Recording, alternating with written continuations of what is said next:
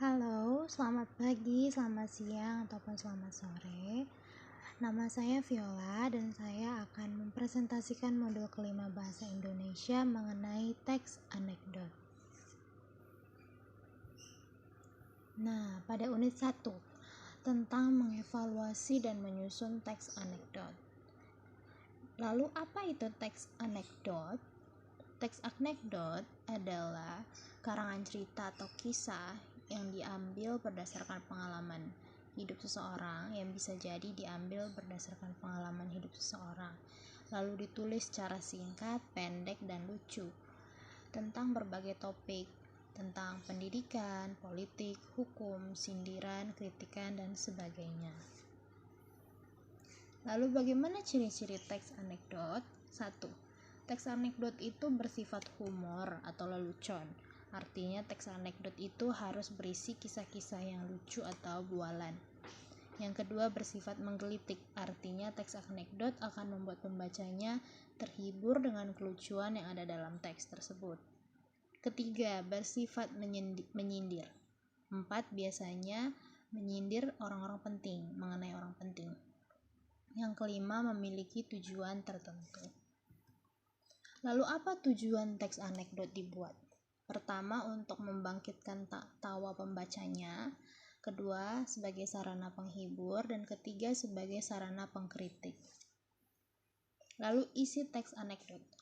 Teks anekdot memiliki dua macam isi yang tersurat dan isi yang tersirat.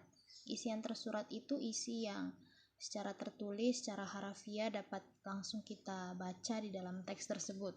Sedangkan isi yang tersiratnya itu berarti makna teksnya itu tersembunyi.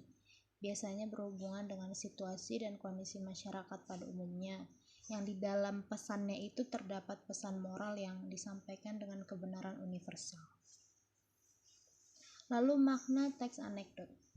Makna teks anekdot ini kurang lebih mirip dengan isi teks anekdot yang menyimpan makna tersirat, yang berisi pesan moral yang ingin disampaikan kepada para pembacanya. Biasanya, pesan moral yang terkandung dalam makna tersirat memiliki kebenaran universal.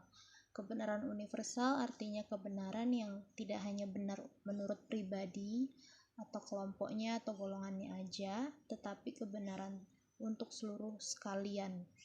Kebenaran yang dapat diterima oleh khalayak umum. Unit kedua, menganalisis struktur kebahasaan serta menyusun teks anekdot. Struktur teks anekdot dibagi menjadi 7. Pertama, abstraksi. Kedua, orientasinya. Ketiga, eventnya. 4 itu krisis. 5, reaksi. 6, koda. Dan ketujuh, reorientasi. Struktur kebahasaan teks anekdot. Strukturnya ada 6.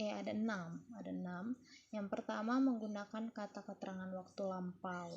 Yang kedua, menggunakan kata penghubung atau konjungsi. Ketiga, menggunakan kata kerja atau verba. Yang keempat, urutan peristiwanya disusun berdasarkan waktu, jadi secara kronologis. Yang kelima, menggunakan jenis pertanyaan retorik yang artinya kalimat tersebut tidak harus untuk dijawab. Yang ketujuh, menggunakan kalimat perintah. Lalu gimana langkah-langkah membuat teks anekdot? Yang pertama, tentukan topiknya, kumpulkan bahan-bahannya, susun kerangkanya, lalu kembangkan kerangkanya dan sunting kembali gimana hasil penulisan kita tentang teks anekdot tersebut. Baik, sekian presentasi saya mengenai teks anekdot. Terima kasih dan Tuhan memberkati.